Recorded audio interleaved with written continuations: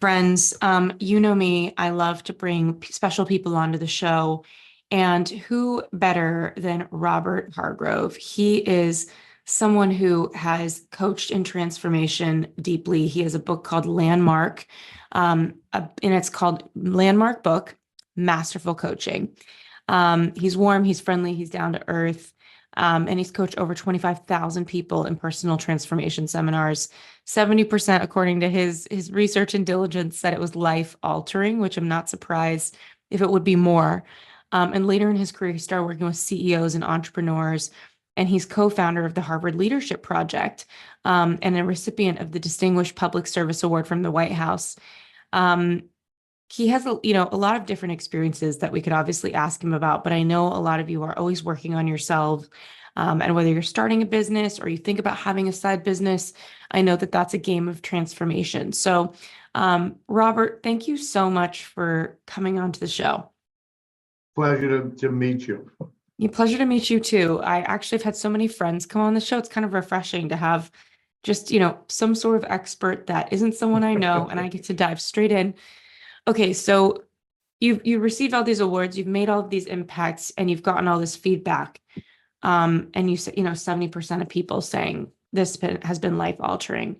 What would you say is the biggest reason somebody walks away from working in transformation with you and says that they've transformed? Like, what do you think is the thing that it starts with? I come from a point of view in interacting with people, and it doesn't have to be in a personal transformation seminar. It could be anywhere.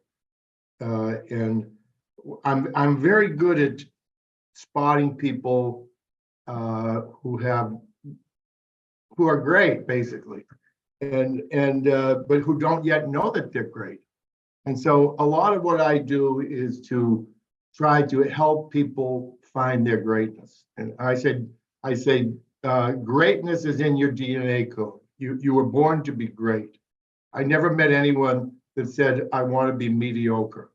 However, actually, a lot of people settle for less than greatness. A lot of people, instead of settling for personal transformation or personal growth, settle for status or security, having a great house, a great car, or going to great restaurants. So I think a lot of my life has really been about trying to encourage people to not settle for less than what's really possible.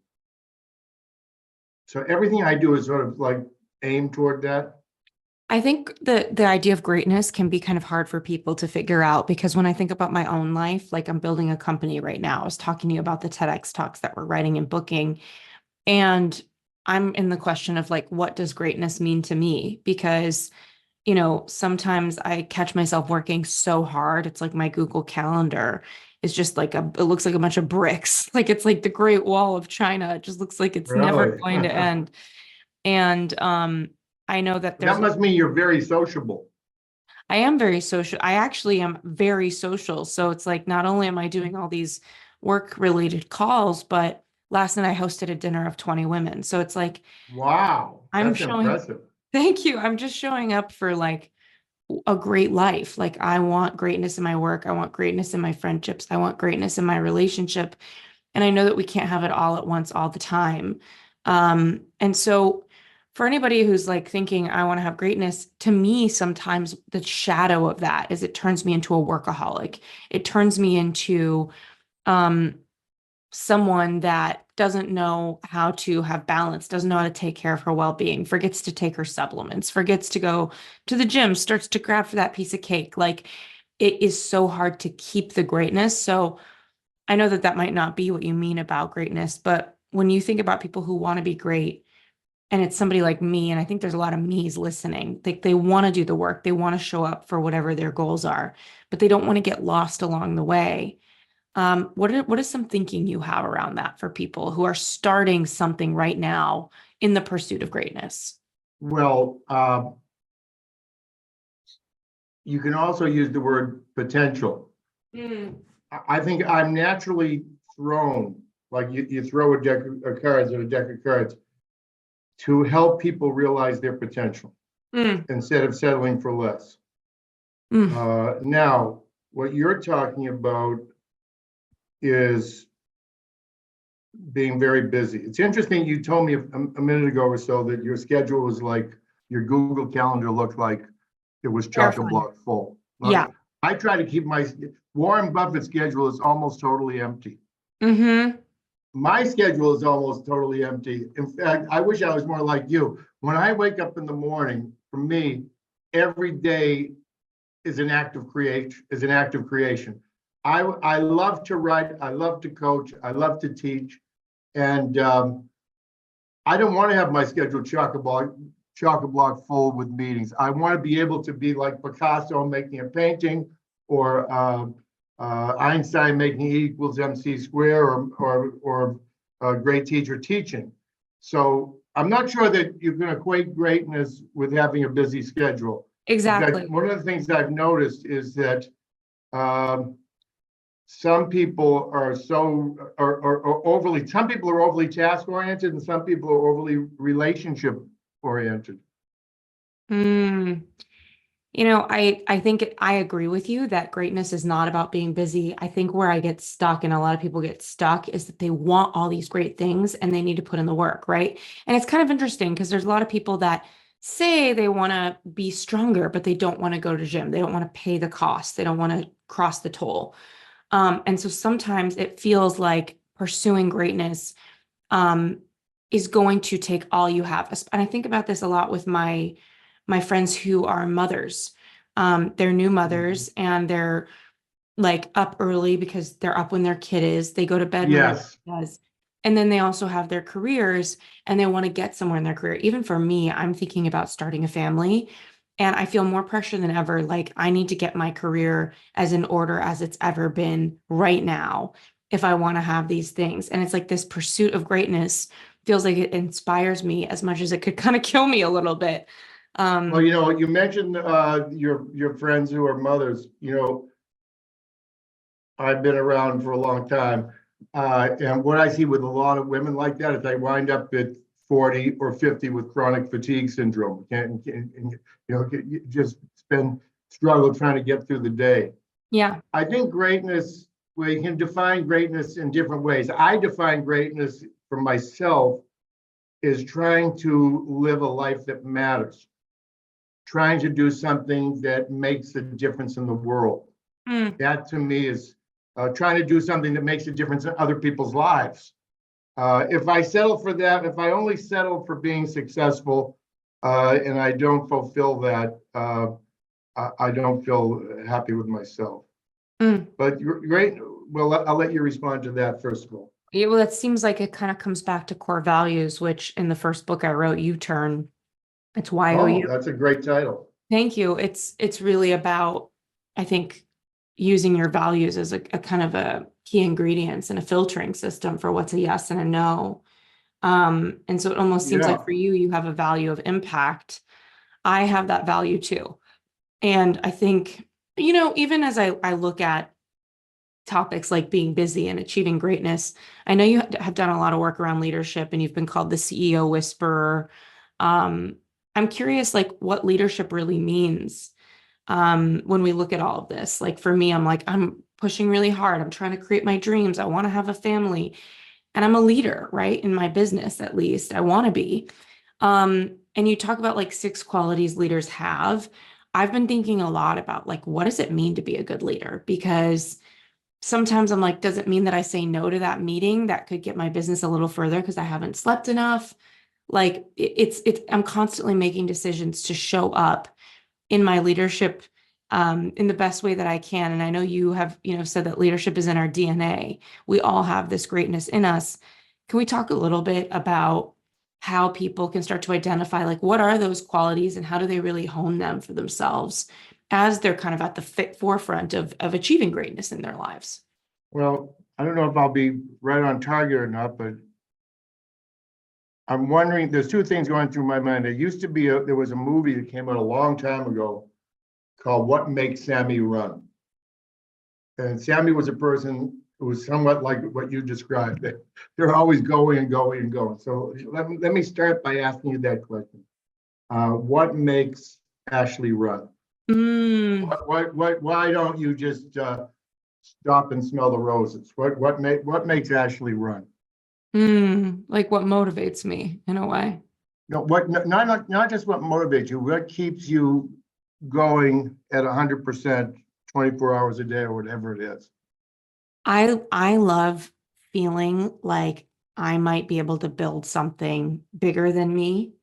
Like, Ah, and I've always craved that feeling ever since I was a little kid. I think like creation and on some high level.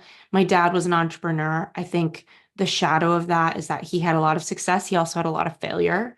And I think as a kid, it was like, wow, that failure was so painful. I better create something that doesn't make me feel that way. Um, well, when you talk about greatness, it really starts with something very similar to what you just said, standing for something greater than yourself yeah. that you feel personally passionate about. Um, what do you want to create that's greater than yourself? So I've created a lot of different things and I think they're all really good. But right now I'm turning 37 this coming month and I feel like I've finally gotten into my sweet spot fully where I'm not really career coaching anymore. I did that for almost 12, 15 years. Um, Wow. but and I had such a successful, wonderful business full of people coming in for that. But I lost the joy for it because the reality is I'm more of a reflective person. I'm more of like a writer, and the amount of output that Oh, coaching required of me took me out of my energy eventually. Like there was a tipping point where there's too many clients, a great problem to have, but that I'm not having the same fun. And so I always wanted to be a writer. And so being able to be responsible for all these TEDx talks going out, what has motivated me is like, I feel like I'm one of the best people somebody could hire to do this. And that feels really good to feel like I am so in integrity with my skill set and my gifts that I can offer it to somebody with so much grace on my side and make something that's really hard for them so easy for them because of a gift that I have. And when I think about the business that I'm building, so it's called, you're kind of similar to me in a sense that you're trying to help other people. You're good at spotting people who let's say have greatness within them. You're trying to help people find their greatness through these talks. yeah. And it's funny because I saw that somebody called you the CEO whisperer. My company is called Wise Whisperer. And Oh, so it's about intuition and intuitive writing, like being, and we're ghost writers, right? So it's like the wise whisper beneath the person, behind the person. so you're telling me that your your your natural talent is to be a writer, or your passion. You like writing And and I'm very speaking. creative. I actually don't like speaking myself. Like I don't like being on stage. And I would tell my therapist all the time, I wish I could just write all these talks. And that's what I'm doing. We've got 32 TEDx talks on deck right now.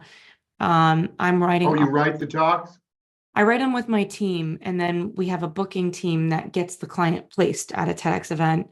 And we have a referral program, and we call it the Wise Whisperers, which is kind of funny. Like, So um, let me ask you, so you write the talk, the people come to you and you write a talk for them, or they come to you with the, I write the talk for them, and I'm part of the vision of the talk for them. Like they come in and they count on me to help them figure out, like, this has been my whole life. How do I put it into 12 minutes? So that's where my coaching skills come in, my psychology skills come in. And the writers on my team are some of the most talented speech writers I've ever met, but they all have told me like that part is not something they can do. Like pulling people's lives out of them in a way that is pointed and useful to tell a story and make a 12-minute talk. So um, I've been using that and I think it's felt really good because I think in the digital marketing space, in the personal branding space, a lot of people pay a lot of money and they don't get what they pay for. And it's a really bad feeling. And so I think what's been motivating me beyond just being in my gift and making something that stands the test of time, like all these talks are out there and behind them is a wise whisper. But also feeling oh, okay, I love that. So you're saying that you're helping leaders find their greatness, to use their term, Yeah. and you're the wise whisperer that's helping to elicit from them what they really have to say or do that can make some difference. Well, it's not just between me and the leaders, it's between me and the world, because I feel like in the digital marketing space, I was kind of like, I don't want to say I was screwed over because it kind of makes me sound like a victim, but I had some Go ahead. We're talking informally as if we're talking in my living room or your yeah. office. Yeah, I felt like there was a couple coaches when I had a business that wasn't doing well that came in with like 50K coaching prices, and I would use the last of my revenue and hope that they could help. And that was my choice, but they were really confident they could. One coach I hired, I'll never forget, it was like $80,000 for this package. And it included like X amount of phone calls and a VIP day. The VIP day, she turned it into 6 hours and not 8, which was fine. But she used the first hour of the day when I got to her house, walking me around her house, saying, I want to show you my house so that you get inspired of what's possible for you. And I'm thinking, like, you're showing me your big house when my business is falling down and I've given you the last of my revenue, and you're wasting an hour of my workday. And I'm trusting your leadership. Like, this is, and so looking back, she wasn't the right person to help me, obviously, but I feel like we're in an industry where people take advantage of people paying. And so I feel like what's motivating me as well is building a business where I feel like the standard of speech writing is the best and people are paying for the best. And the work we are outputting is so visionary, so original, so That's inspiring. beautiful. Yeah. Yeah, So that's, visionary, original. My book is about, Actionable Coaching is about creating an impossible future. But in listening to you, I see a disconnect. tell me. Well, you say you love writing. Yeah. You love helping people express themselves, express who they are and what they're magnificently capable of and whatever their big idea is. I think writing a great speech really comes down to coming up with a set of big ideas. Yeah. But you're spending all this time with a schedule chock-a-block full. Yeah. You can't, there's no way you can, there seems to be some disconnect between those You things. So literally, if, might you feel know, as I tears. said, when I wake up in the morning, I automatically go to my computer and start to write something. I usually read before I write something. And everything I'm writing with the intent of doing something that makes a difference in other people's lives. My motto is better leaders, better world. If my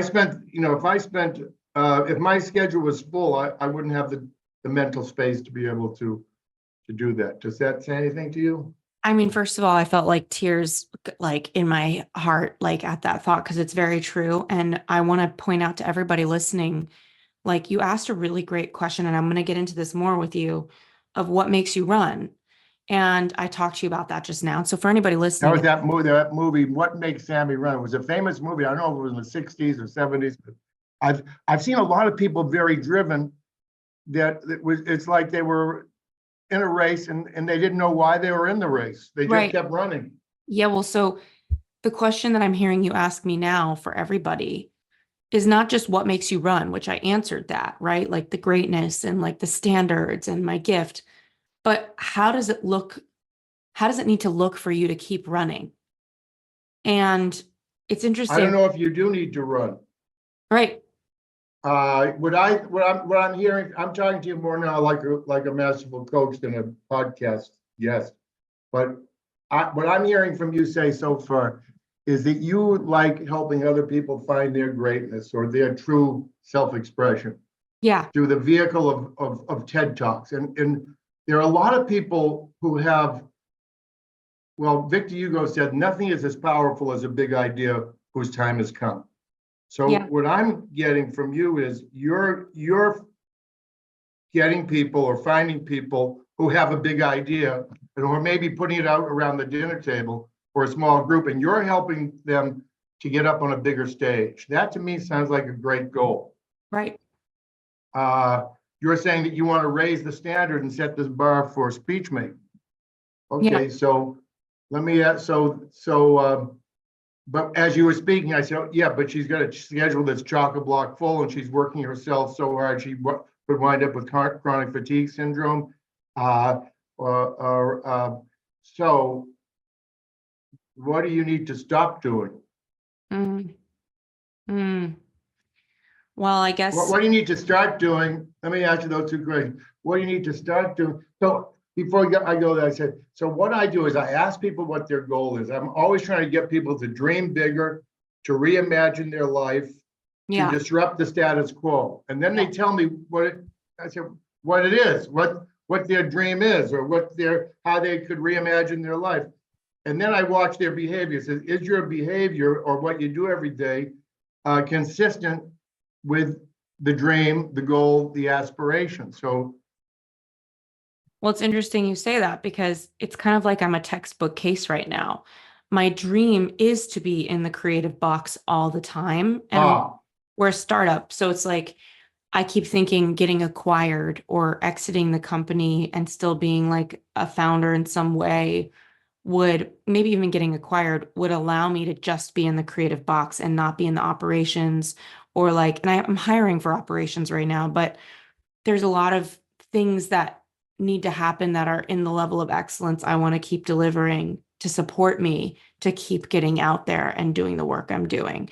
Like I have X amount of speechwriters, Y amount of them have the talent that I think I need. There's a couple that need more babysitting. So I need to ask myself, do I have to let them go, or do I help cultivate them? Well, cultivating them makes me really tired, takes me out of my creativity, and it puts me into people managing.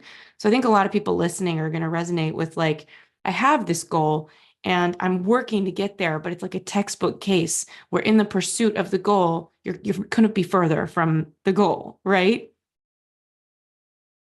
yeah. Well, if I'm just an observer, a man from Mars watching you, Yeah. and you tell me, I have this goal and I want to help other people find their greatness, or whatever your way of expressing that is, through TED Talks. Sounds like a fantastic idea. Yeah. And then I watch what you do in the day. What do I see you doing that's consistent or inconsistent? Well, one thing that would be inconsistent with that, but also consistent, and I'm stuck on that, I would love your feedback, and anybody I think could relate to this, is, of the clients we have, most of them are amazing. There's one that is like a trouble client, right? He always wants things that are not in the scope of the contract. Like he sees that I have a lot of creativity and vision. So he'll email and say, I want a 10-minute strategy call with you. I want this, I want that. And I'm like, oh, that's not in our scope. And I really don't have capacity to offer extra things. So on one side, I think this particular client would probably say, Ashley's blocking me from fully being in the greatness with this thing. Like I hired her, but she's not giving me the extra things I need to shine. The other side of it is I don't have that to give. I'm giving what I've got. I'm giving the structure of what we're offering. And because of that gap, he's a trouble client. He withheld his payment plan. And then when I said, no problem, if you don't want to work with us, you don't have to. Oh no, your work is amazing. I want to stay. I'm going to pay my payment plan. So it's like those sorts of things pull me out of my joy, but I'm also in this inception point of, and I think everybody listening can relate to this, where there's somebody that needs something. And if you really look at it, it's like, that would be really useful for that person, I'm sure, but it's taking too much from me. How do you Let me make? ask you a question, a personal question. Are you married? No, not yet, but I have a partner. Yeah, I didn't think you were married. You know Tell me. why? Tell me. Because you're not available. Mm, In order to be married, and I know this will sound sexist, you have to be able to make someone else the center of your universe. You wouldn't be able, I don't imagine you'd be able to do that. it's so funny if Or I could, same as with kids. yeah. You have to be able to make something or something the center of your universe other than yourself. So what I'm really leading up to is I could really see you working with a partner. Like a another, business partner or a romantic partner? well, in order for you to have a romantic partner, that a relationship that's sustainable, you have to take on board some of the things I've said to you today. Uh, It's funny you would say that because my partner's probably in the other room working. We live together, and I'm sure he would say like he works more than like he works really hard. Um, but we both give each other all of our time when we're not working, like everything, and we look at our calendars every week and we make time. okay. And he would Well, probably say that was only secondary. I was just curious whether you yeah, were married, by the way you described yourself. But yeah. I think you have a great, I think you have a great sense of purpose. Hmm. You have if I stand in your greatness, I think you're someone that has a real purpose, Thank helping other people find their greatness, help through expressing themselves through these TED Talks. You have skills and capabilities to do that. Uh, I think that's really admirable. thank You you. may need, you would probably benefit from doing it. There's a thing that I do. I just in talking to you, I had a sense that it might be good if you had like a business partner. Yeah, Because one person, in order to start a business, usually you need two type of people. One is the inside guy, regardless of gender, and another is the outside guy. that's like doing business development and stuff like that. Yeah, well, if you look at if you look at great companies, many of them started with an inside guy and outside guy. Mm. For example, you had Steve Jobs and Steve Wozniak, Hewlett and Packard, and you can go on and on and on. There's a lot of examples. But I was just thinking, I'm not trying to speak to you intellectually. I'm just speaking to No, you I love intuitively. this. I think you have a great vision, a great purpose, and probably some great skills. Mm. But do you want to be the inside guy dealing with clients and No, suppliers, no. or do you want to be the outside guy? Well, so I think this is really powerful question for a lot of people, and especially me, because I think what I love about being inside is helping the client with their vision, but I don't want to deal with any drama, payment plans, admin, logistics. Oh, okay, yeah, that's still, yeah, that's so all the payment plans, the administration, that's the job of the inside guy. See, so the only thing inside I like to do is the creative part, but I love being outside. I love talking about what we're doing, and I'm really You're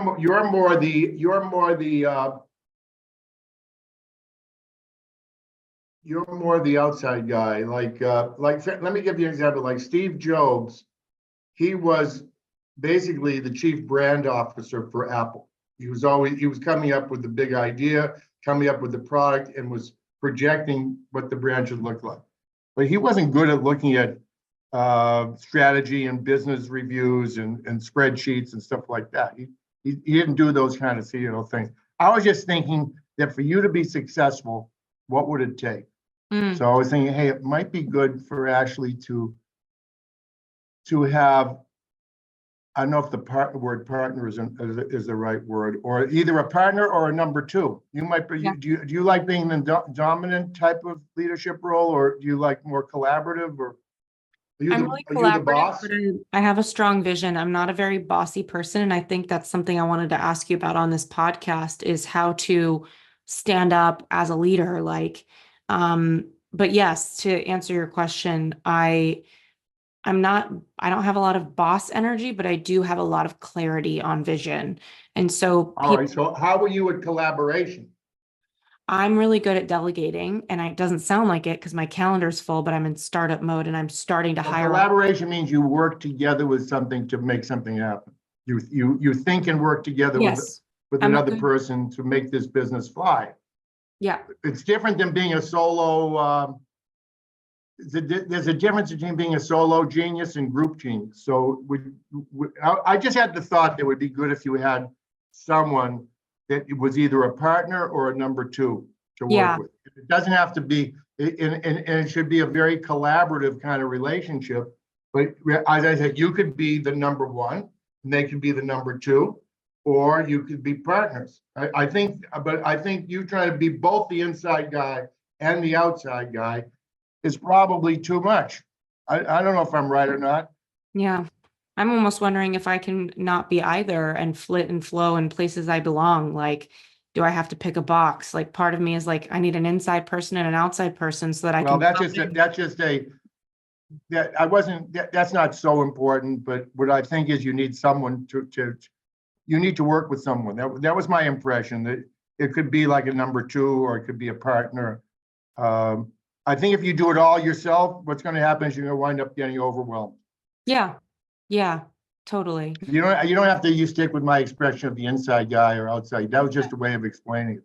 Yeah. But let me tell you, I've been wanting to tell you this other little story, Tell me. because I think you're great. I really Thank you. do. I'd like to help you, Thank you. and your audience. Hmm.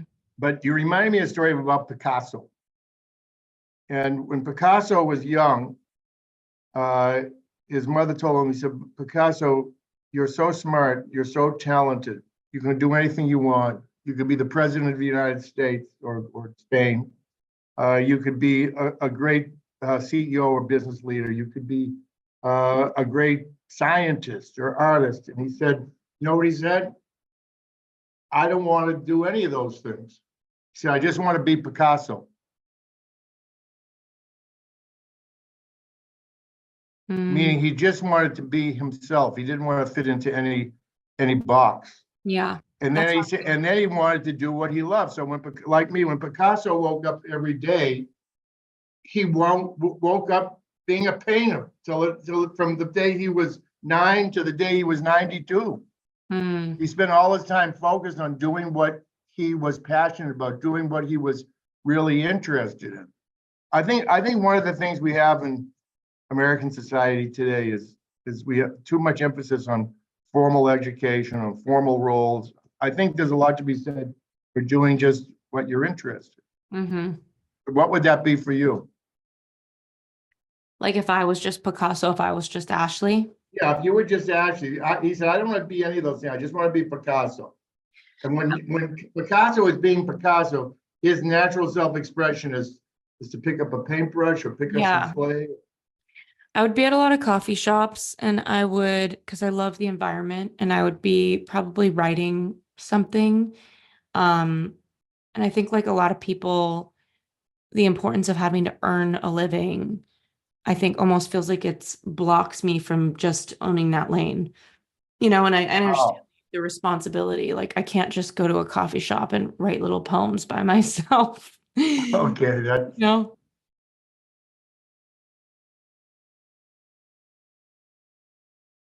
So let me ask you this question. Another question is, was this getting to what you want to talk about first of all? Yeah. I have endless questions for you. I wish I didn't have a. Well, you can talk to me again, but Yeah, please. I just think your vision is very powerful. Oh, I forgot what I was going to say. All of these people who you're helping to do these TED Talks, or not do it, that's not a good way of putting it, who you're creating the opportunity to find their greatness by giving you a TED Talk. They're talking to people around the kitchen table. They're talking to people maybe in their office. You're giving those people an opportunity to speak on a bigger stage instead of just speak around the kitchen table or speak in their office. It's a wonderful thing. And I think a good angle that would help you would be to help people leverage their thought leadership. Because every TED Talk is around a big idea.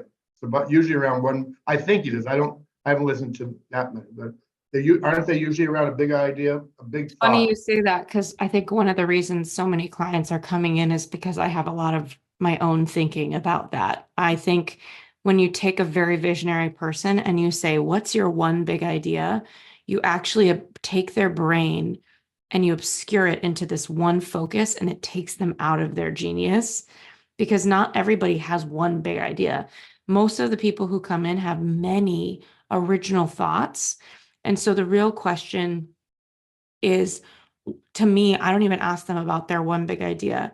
I ask them, where in your subject matter do you have the most original thoughts? Where do you see people lock? Oh, okay. Yeah, that's good. Yeah. So I Yeah, love I seeing. mean, some of my vocabulary may not No, but match. I love that you're saying that because everybody says that. That's a very common and a easy to presume thing with TED and TEDx. And I think I So where see. in all of your interests do you have an original thought? Did you see the book, The Originals by Adam Grant? No, I mean, I know it exists. I haven't read it. That might be something, well, you may want to check out. You don't have, you Okay. could look at it on YouTube if you want. But it's called The Originals, How Nonconformists Move the World. So I think your question is, what are of all the things in your subject matter that you talk about, what's the thing that's you can talk about that's the most original?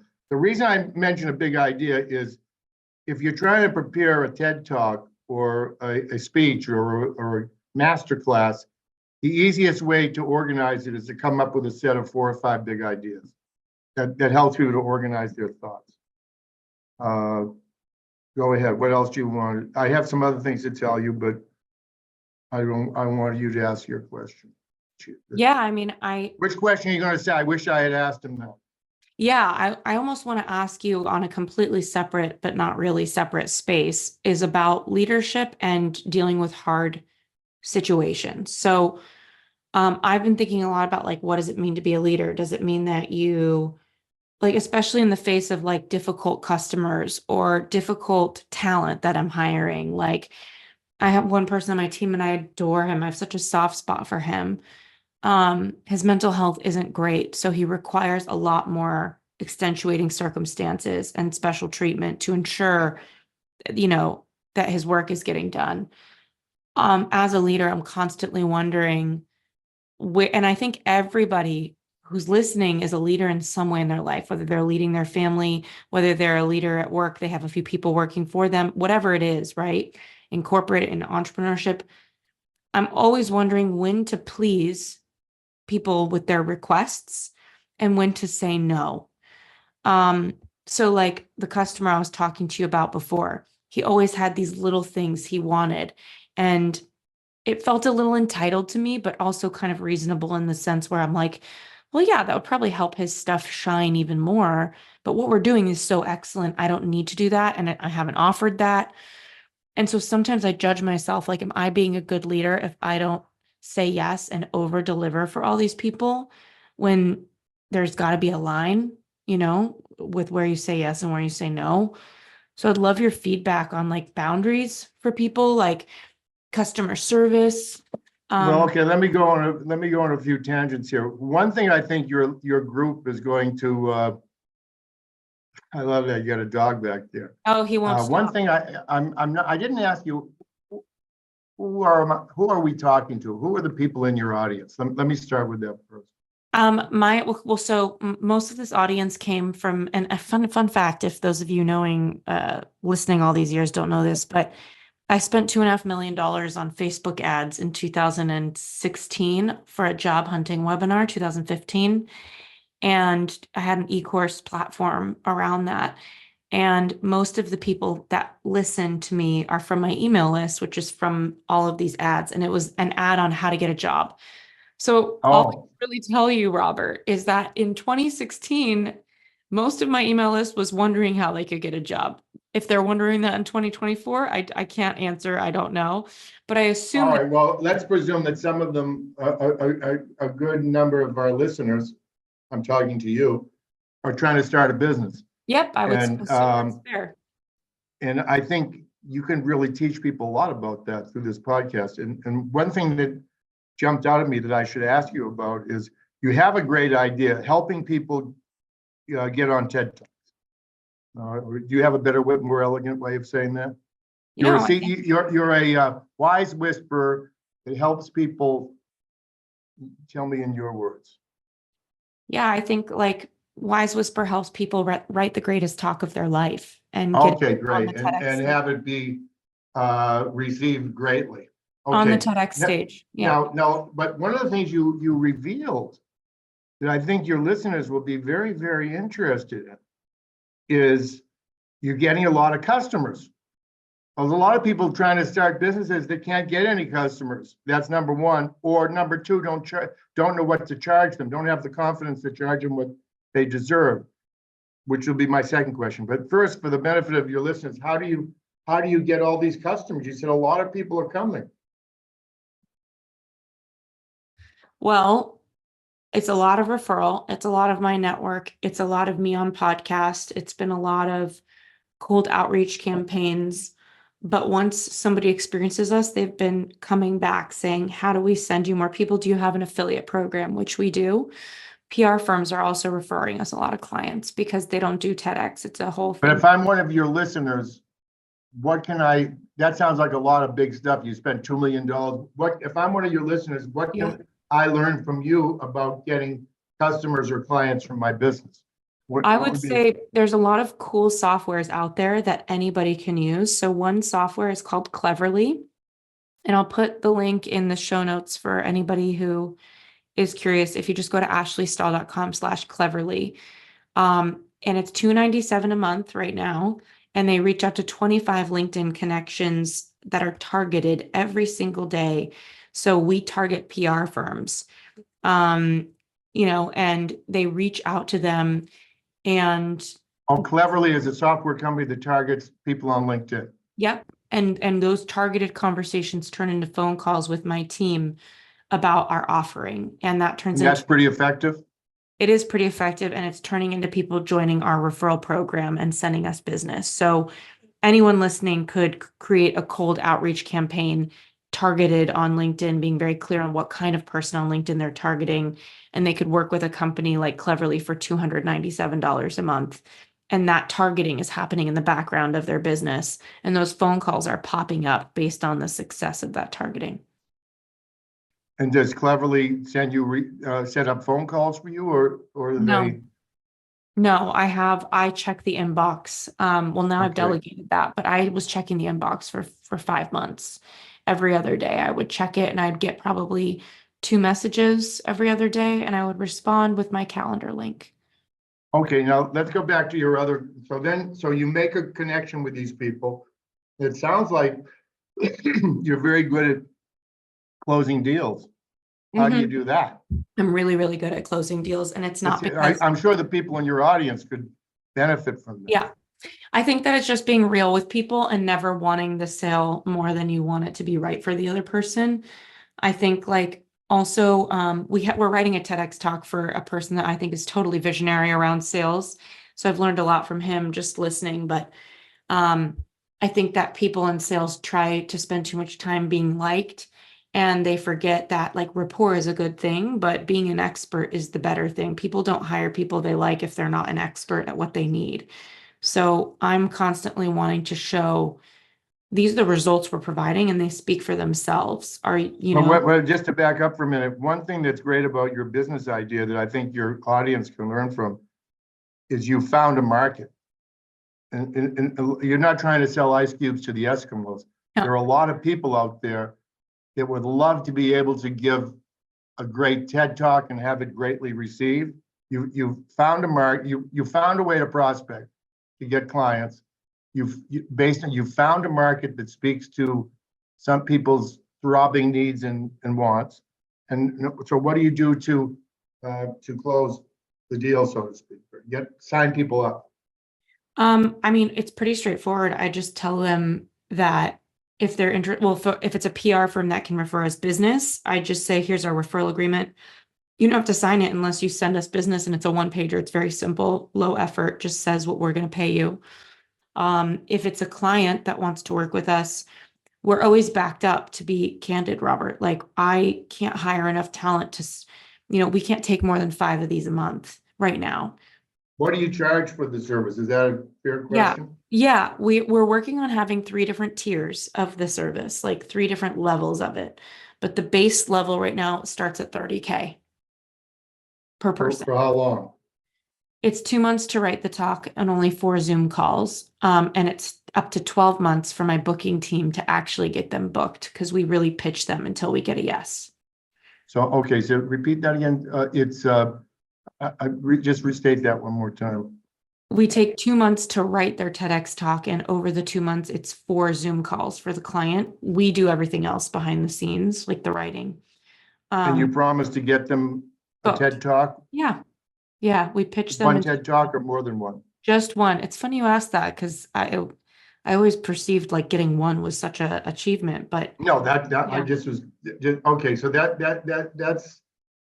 okay, so now, getting back to your original question, because I'm talking to you as a CEO or entrepreneur who has an audience of people who have maybe moved beyond just finding a job and want to be CEOs or entrepreneurs. And I think you have a lot of value to offer them through this podcast, but it sounds like you have a problem with setting boundaries Yeah, or I mean, contracting. I think I don't know if it's that I have a problem setting them or I have a problem accepting that I set it. Like I do set them and then I just have agony after like am I being mean? Am I not being thoughtful? Am I taking too much from people who paid me like if they're asking for a little thing like so it's not I do set the boundary. I do respond and say, "Hey, that's out of scope. Here's what we could do for you." But Do you have, one of the things I've done with coaching and other businesses that I have an Airbnb business that's pretty good, is I write down a set of ground rules. And the ground rules say that this is what I'm going to do for you. Just like what you just told me. mm, Then I would say, here are 4 or 5 other things I could do for you. mm, Well, let's say here, I don't know how many things that would be, but let's say here's 3 things I could do for you. This is how much extra that costs. mm-hmm, So when somebody goes beyond the boundaries, you could say, hey, yeah, that's beyond the scope. That's what this costs. mm, Unless it's um, unless it's only taking you 5 minutes to do it. mm-hmm. Do you have anything like that? You in your contracting, is your contracting very clear? It's pretty clear, but I think people still push. And to be honest, Robert, I wonder sometimes, do customers push more because I'm a woman? Like, and I actually don't really have a big narrative around my identity as a woman, but Mm-hmm. sometimes I wonder, like, I wonder if male leaders have the same thing where people are like, how about you just give me this quick thing? Or if, and I know this is Oh, okay, yeah, that could be the case, but like, am I seen as more nurturing? I think, did you do what I said? I don't know what the extras are in your service, but do Yeah. you have a list of those in the contract, and do you have a price beside those things? I mean, that's something that has advanced with the business, but before it just said, here's what you get. And anything extra is this much per hour from the speechwriter, not from me. I didn't want to sell myself. I wanted to sell the deliverables our company is doing. What But if you had see, one of the things that I've found, and this is with masterful coaching, is that it's good to make coaching real time. So you're offering people to write their TED talk, to extract their ideas from their head, their original ideas, to write the talk, to find them, but they have other things that come up that they want to talk about. That's right. So, for example, so when I do coaching, I charge a certain amount. For big Fortune 500 companies, I charge like 100,000 for a year. For small business CEOs and entrepreneurs, a lot less. But I say, this is for, you can talk to me 4 times a month, and and I'll come and meet you for a day 4 times a year or 3 times a year. mm, And I will be available for you on an unlimited basis on WhatsApp, because I talk to people all over the world, whenever you want. mm, But I couldn't do that if I was charging $30,000 a year. I'd go bankrupt. And you know what I found is that people don't abuse that. So what I'm saying is, if your customers are saying they want to have more interaction with you, maybe they need more encouragement. Maybe the customer that's asking more is telling you something. I think you could probably provide them, like I said, okay, unlimited WhatsApp. You can check in with me anytime you want for a 15-minute phone call. What I found out is people hardly ever do that. but when they do, it's covered in the cost of my service. Mm, mm, So if you're, I don't know how many hours you put into your offering, but I have a feeling you're maybe not, you could have like a gold, platinum, and silver plan. They want to do the gold, platinum, the platinum plan includes more services, but you get paid for those. So that kind of eliminates the giving them, they can upgrade to that or whatever. yeah. Yeah. Oh, I wish I could have more of this conversation with you for everyone. You'll have to come back because I want to ask you about your leadership stuff. You're just so rich with information and I can see what skill you have. And I'm so excited for people to listen to this because I know that we are all so connected. I'm so much like so many people listening. So it means a lot that you spent the time kind of like looking in the winds of my mind with me and helping me see my limits and asking these questions of what makes you run? Why are you running?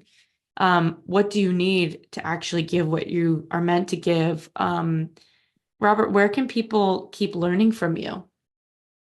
Well, you can go to my website, masterfulcoaching.com.